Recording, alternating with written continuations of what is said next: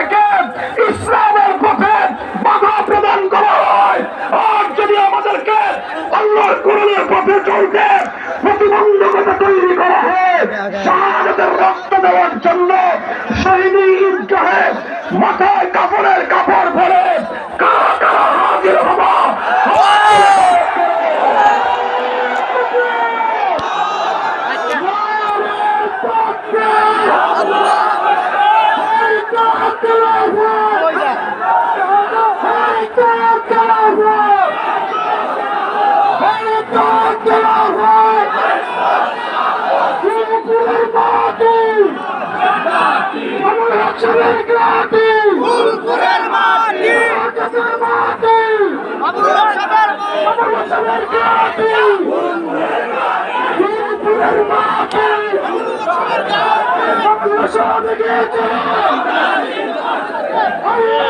तुम्हारे साथ